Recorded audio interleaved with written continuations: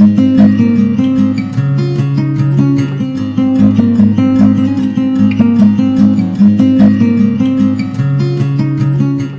दोस्तों, आप सभी का स्वागत है मेरे यूट्यूब चैनल में द केमिस्ट क्लब। आज हम एक बहुत ही इम्पॉर्टेंट टॉपिक के बारे में बात करने वाले हैं, जो आप मान सकते हैं केमिस्ट्री भी है और नहीं भी है, क्योंकि आजकल तो ये हमारी ज़रूरत हो गई है।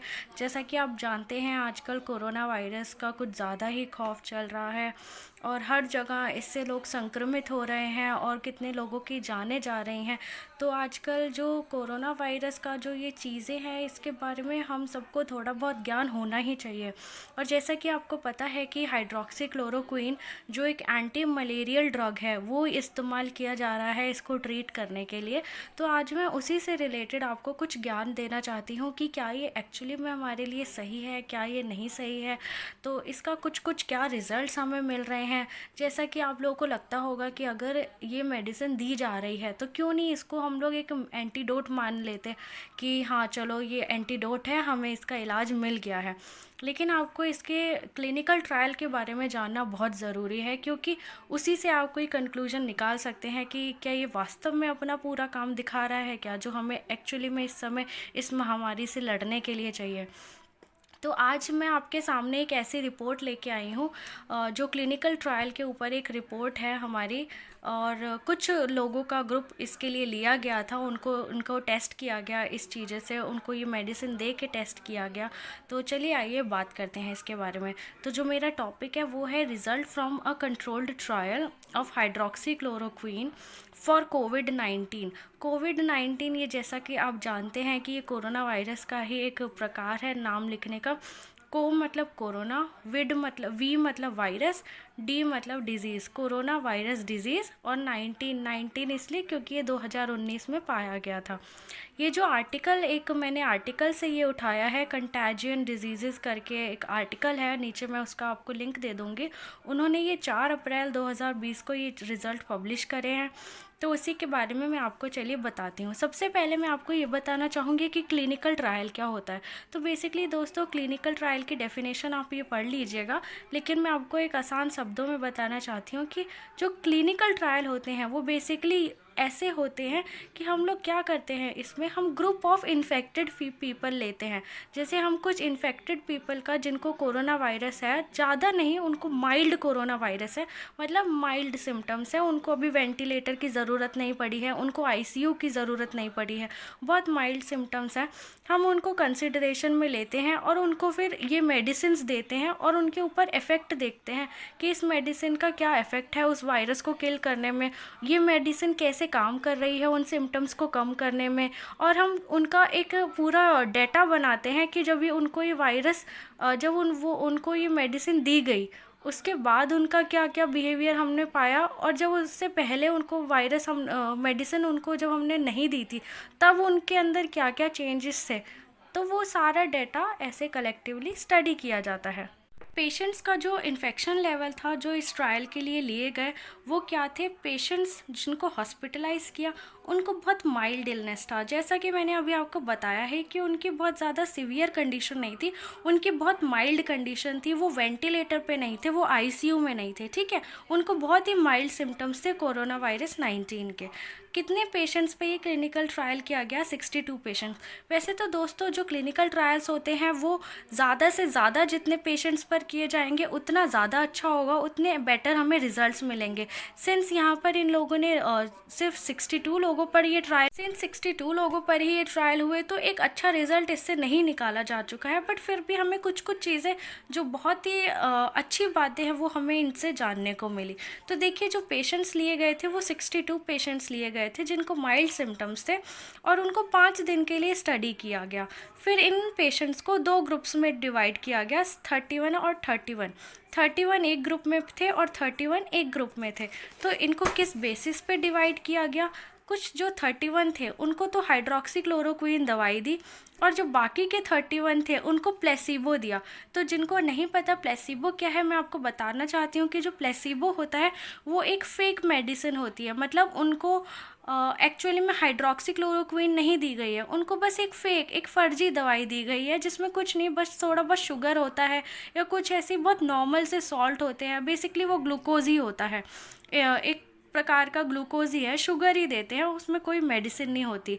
लेकिन वो उनको मेडिसिन के रूप में दिया जाता है ताकि वो आपस में डिस्कस ना कर सके और ये थोड़ा पूरा रियलिस्टिक लगे, हर एक चीज़ों में कोई भी वो ना हो, उनमें आपस में कुछ फाइटिंग ना हो या कुछ भी ना हो, तो हम ऐसा बताते हैं कि ये हमने सबको दी है। और जो डोज़ होती है वो 200 mg दी हमने इस मेडिसिन की भी, और प्लेसिबो की भी 200 mg डोज़ दी है। टाइम क्या था इसको देने का, एक दिन में 2 बार दी है, और ये तुरंत पूरे लगातार 5 दिन के लिए ये ट्रायल किया गया था।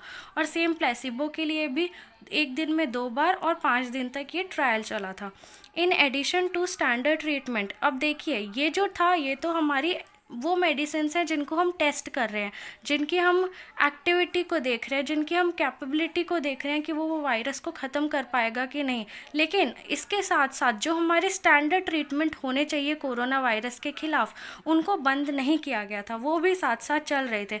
जैसे अगर किसी को, जैसे हमने ये चीज़ सुनी है कि कोरोना वायरस के जो पेशेंट्स होते हैं उनको सांस लेने में दिक्कत होती है, तो उनको ऑक्सीजन थेरेपी दी जा रही थी, और कई भी जैसे कुछ गले में ख़राबी हो गई तो अजिथ्रोमाइसिन दी जाएगी, और भी तरह तरह की मेडिसिन उनको प्रोवाइड करी जा रही थी। तो देखिए स्टैंडर्ड ट्रीटमेंट्स को हमने यहाँ पर इनको नहीं रोका था, लेकिन बाकी के ट्रीटमेंट्स को हमने जो थे हमारी हाइड्रोक्सीक्लोरोक्विन और प्लेसिबो, इनको हमने अलग अलग तरीके से दिया था। ठीक है, तो ये बात थी हमारे क्या क्या हमने किया उन्होंने क्या क्या किया उस ट्रायल में। तो फिर उसके बाद हम बात करते हैं रिज़ल्ट की, क्योंकि रिज़ल्ट ही सबसे इम्पॉर्टेंट है। तो देखिए रिज़ल्ट में क्या पाया गया, जो हाइड्रोक्सीक्लोरोक्विन के 31 मेंबर्स थे और प्लेसिबो के जो 31 मेंबर्स थे।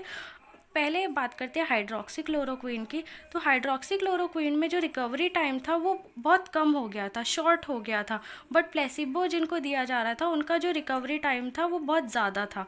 फीवर और कफ की बात करें तो हाइड्रोक्सीक्लोरोक्विन वाले जो पेशेंट्स थे उनका 2 दिन में ही it was under control, but placebo के जो भी पेशेंट्स थे उनका जो फीवर का जो और कफ का जो टाइम ड्यूरेशन था वो 2 दिन से ज़्यादा, मतलब 3 से 4 दिन लग गए थे उनका जो फीवर कंट्रोल करने में। फिर उसके बाद जब उनकी चेस्ट ट्रीटमेंट का स्कैन देखा गया, इसमें बेसिकली क्या होता है कि जब पेशेंट्स को हॉस्पिटलाइज किया गया था उस समय एक चेस्ट स्कैन लेते हैं, और जब ये मेडिसिन्स का ट्रायल करने के बाद एक चेस्ट स्कैन जब लेते हैं तो जो इम्प्रूवमेंट देखा गया वो हाइड्रोक्सीक्लोरोक्विन में बहुत अच्छा इम्प्रूवमेंट था। 80.6 से 84% तक का इम्प्रूवमेंट था इस हाइड्रोक्सीक्लोरोक्विन में, बट उसी जगह पर प्लेसिबो में 50 to 54% का चेस्ट इम्प्रूवमेंट था। And it is with respect to the scan which was taken at the time of admission.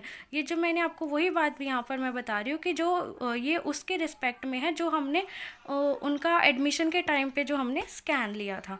तो बट एक जो नेगेटिव प्रोस्पेक्ट जो हमें इसमें पता चला वो क्या था कि जो 4 पेशेंट्स थे इस ट्रायल के हु डिटोरियोरेटेड, जिनकी कंडीशन माइल्ड से सीवियर पहुंच गई, were all in the placebo group. तो प्लेसिबो ग्रुप के जो कुछ पेशेंट्स थे उनकी कंडीशन माइल्ड से सीवियर पहुंच चुकी थी, क्योंकि उनको हाइड्रोक्सीक्लोरोक्विन नहीं दी गई थी या क्या बात थी हमें नहीं पता, क्योंकि उनकी कुछ हिस्ट्री भी हो सकती है, कुछ बैकग्राउंड भी हो सकता है, क्या पता उनको एक्यूट रेस्पिरेटरी सिम्टम्स हो पहले से ही, क्या पता उनका कुछ ना कुछ मेडिकल हिस्ट्री रही हो। तो ये बात उनको भी नहीं पता थी या हमें तो नहीं पता है ऑब्वियसली, बट उनका मुझे बताया उनके बारे में इस आर्टिकल में बताया नहीं गया है डिटेल में। तो बस मैं आपको ये रिज़ल्ट बताना चाहती हूँ जो वहाँ पर लिखा हुआ है कि 4 पेशेंट्स जो इस ट्रायल के थे उनकी जो कंडीशन है वो माइल्ड से सीवियर हुई थी और उनको प्लेसिबो दिया जा रहा था। तो बेसिकली हम लोग इससे कंक्लूड तो नहीं कर सकते कि हाइड्रोक्सीक्लोरोक्विन एक पर्टिकुलर एक एंटीडोट ही है इस चीज़ का, क्योंकि ये क्लिनिकल ट्रायल सिर्फ 62 लोगों पे किया गया है। अगर ये क्लिनिकल ट्रायल हम लार्ज स्केल पे कर देंगे, 1000 से 2000 कर देंगे, 3000 या 5000 कर देंगे, तो इससे क्या होगा कि हमें एक बहुत ही अच्छा रिजल्ट मिलेगा और हम ज़्यादा क्लोज हो जाएंगे अपनी एक वैक्सीन के और एंटीडोट के, जो हमारे को कोरोना वायरस से लड़ने में मदद करेगा। रहेगा। तो मुझे उम्मीद है दोस्तों कि आपको ये चीज़ पसंद आई होगी, और जो आर्टिकल मैंने ये जहाँ से लिया है उसका लिंक मैं डिस्क्रिप्शन बॉक्स में दे दूँगी, और आगे आने वाली वीडियोज़ में मैं आपको बताऊँगी कि वायरस क्या होते हैं, इम्यूनिटी क्या होती है, और इन सब के बारे में थोड़ा मैं डिटेल में बताऊँगी ताकि ये सब चीज़ें आपको पता रहे। ये बहुत ही बेसिक नॉलेज है, इसके बारे में हमें थोड़ा आइडिया होना ही चाहिए, क्योंकि कई बार ऐसा होता है कि किसी को वायरल फीवर हो गया, किसी को क्या हो गया, लेकिन हमें पता नहीं होता है कि ये सब एक्चुअली में है क्या। तो ये थोड़ा बहुत ज्ञान हम सबको होना चाहिए। और सबसे बड़ी बात है, मैं वैक्सीनेशन के बारे में बताऊंगी कि वैक्सीनेशन क्या होती है, जो बहुत ही अच्छा टॉपिक है और आपको ज़रूर पसंद आएगा। Thank you so much guys, और प्लीज़ केमिस्ट्री क्लब से ऐसे ही जुड़े रहिएगा, और अपना इतना इम्पॉर्टेंट और कीमती समय देने के लिए बहुत बहुत शुक्रिया। और मैं उम्मीद करती हूँ कि आप सब जहाँ भी होंगे खुशी से होंगे और एकदम स्वस्थ होंगे। So thank you so much everyone, please subscribe कीजिएगा मेरे चैनल को। Thank you.